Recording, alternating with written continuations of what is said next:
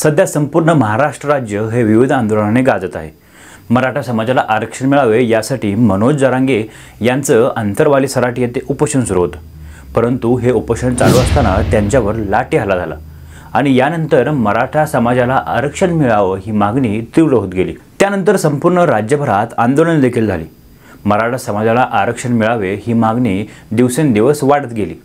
मराठा समाजाला ओबीसी कोट्यातून आरक्षण मिळावं अशी मागणी जरांगे पाटील यांनी सरकारकडे केली आणि या मागणीला विरोध करत विविध पक्षातील ओबीसी नेत्यांनी एकत्रित येत ओबीसी बचाव महाएल्गार मेळाव्याचं आयोजन केलं।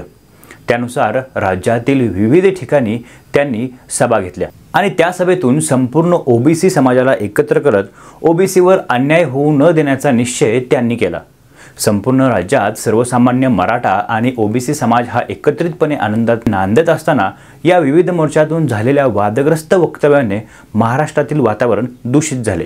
या ओबीसी महाएल्गार मेळाव्याचे नेतृत्व केले ते महाराष्ट्र राज्याचे मंत्री छगन भुजबळ यांनी। भुजबळांच्या पाठोपाठ या मेळाव्यात आघाडीवर दिसणार दुसरं नाव म्हणजे प्रकाश शेंडगे। छगन भुजबळ यांच्यावर विविध क्षेत्रातून अनेक असे आरोप होत असताना शेंडगे भुजबळांच्या पाठीशी भक्कमपणे उभे राहिले।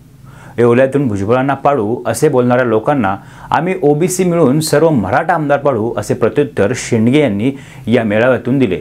नेमके प्रकाश शेंडगे हे कोण आहेत आणि त्यांचा इतिहास काय आहे, ओबीसी चळवळीत त्यांच्या घराण्याचं काय योगदान आहे याची माहिती या व्हिडिओच्या माध्यमातून आपण आज घेणार आहोत। शेंडगे कुटुंबाचा राजकीय इतिहास हा खूप जुना आहे। गेल्या 50 वर्षापासून शेंडगे घराण्याच्या 2 पिढ्या या ओबीसी चळवळीत आहेत। तसेच लाखोंचे मोर्चे भरवण्याचा इतिहास देखील या कुटुंबाच्या नावे आहे। प्रकाश शेंडगे यांचे वडील श्री शिवाजीराव बापू शेंडगे हे चळवळीतून उभं राहिलेलं एक नेतृत्व होतं। सांगली जिल्ह्यातील कवठेमंकाळ तालुक्यातील केरेवाडी या छोट्याशा गावामध्ये शिवाजीराव बापू शेंडगे यांचा जन्म झाला। एखाद्या चित्रपटातील तरुण मुंबईत आला की हिरो होतो, त्याचप्रमाणे बापूंच्या आयुष्यातही असंच घडलं। मॅट्रिक नंतर बापू मुंबईत आले। रात्रीच्या वेळी वॉचमनचे काम करणारे बापू दिवसा मात्र मेंढपाळांच्या संघटना बांधण्याचे काम करू लागले। पुढील काळात ते कामगार चळवळीमध्ये देखील सामील झाले। धनगर समाज आणि सर्वसामान्य कामगारांसाठी त्यांनी अनेक असे लढे उभे केले। पुढे समाजासाठी झटणाऱ्या या व्यक्तीवर दूरदृष्टी असलेल्या राजकीय नेत्यांची नजर पडली। त्यातूनच वसंतदादा पाटील यांच्या नेतृत्वाखाली 1990 मध्ये त्यांनी काँग्रेस पक्षातून कवठेमंकाळ विधानसभा मतदारसंघात निवडणूक लढवली आणि ती जिंकत आमदार झाले। त्यांच्या विजयाने कवठेमंकाळ तालुक्याला एक उमदा असा कणखर आमदार मिळाला आणि धनगर समाजाला एक प्रतिनिधित्व करणारा चेहरा मिळाला। पुढे शरद पवारांच्या सरकारमध्ये त्यांना मंत्रिपदाची संधी देखील मिळाली। त्याद्वारे त्यांनी दुग्धविकास आणि परिवहन राज्यमंत्रीपदाची जबाबदारी सांभाळली। 1.5 ते 2 लाख धनगरांची संख्या असून आपला एकही खासदार नाही त्याचं दुःख त्यांना होतं। धनगर समाजाला आरक्षण मिळावं यासाठी कोणताही आक्रस्ताळेपणा न करता योग्य असा न्यायालयीन पाठपुरावा त्यांनी त्या काळी केला आणि शरद पवार यांच्या कारकिर्दीमध्ये धनगर समाजाला 3.5% सवलत ही शिवाजीराव बापू शेंडगे यांनी मिळवून दिली। पुढे राजीव गांधींच्या उपस्थितीमध्ये त्यांनी सांगलीमध्ये लाखोंचा धनगर मेळावा देखील घेतला होता। हे सर्व मेळावे चालू असतानाच कवठेमंकाळ तालुक्याच्या सर्वांगीण विकासासाठी देखील त्यांनी प्रयत्न केले। पुढे 2001 साली शिवाजीराव बापू शेंडगे यांचं निधन झालं आणि त्यानंतर त्यांचे चिरंजीव प्रकाश शेंडगे यांनी धनगर समाजासाठीची जी चळवळ होती ती पुढे तशीच चालू ठेवली।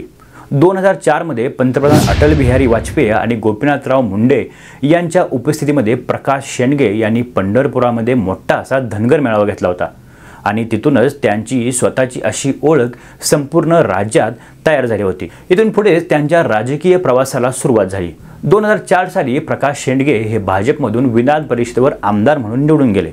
पुढील काळात 2009 साली जत विधानसभा मतदारसंघातून भाजपमधून प्रकाश शेंडगे यांनी निवडणूक लढवली आणि या निवडणुकीमध्ये राष्ट्रवादी काँग्रेसच्या विलासराव जगताप यांचा पराभव करून ते आमदार म्हणून विधानसभेवर निवडून गेले। त्यानंतर त्यांनी तालुक्याच्या विकासासाठी आणि धनगर समाजाच्या हक्कासाठी आपले कार्य आमदारकीच्या माध्यमातून तसेच चालू ठेवले।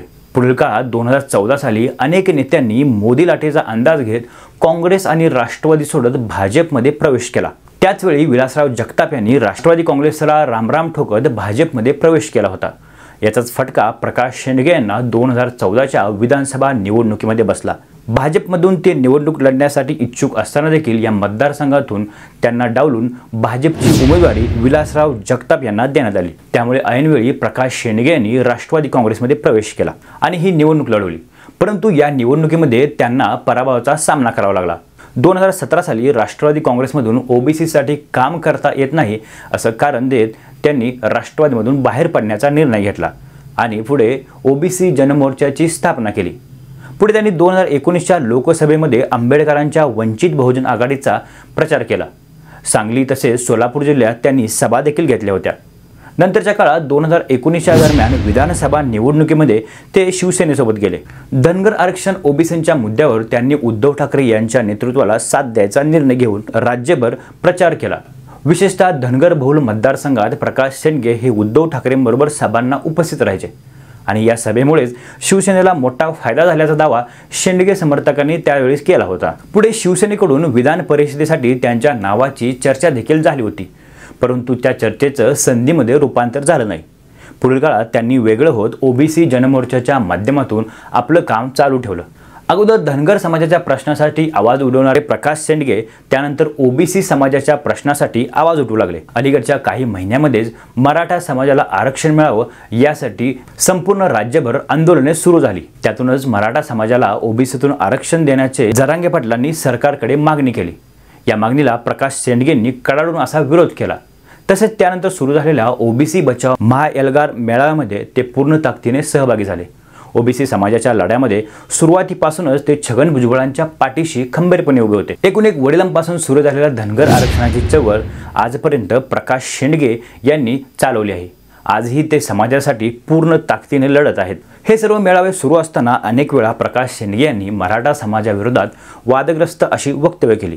मराठा समाजाला आरक्षण पाहिजे असेल तर 10 वर्षे त्यांनी लंगोट घालून फिरावे तरच तुम्हाला आरक्षण मिळेल अशा प्रकारची चुकीची आणि बेताल वक्तव्य देखील यावेळी प्रकाश शेंडगे यांनी सभेतून केली आहेत.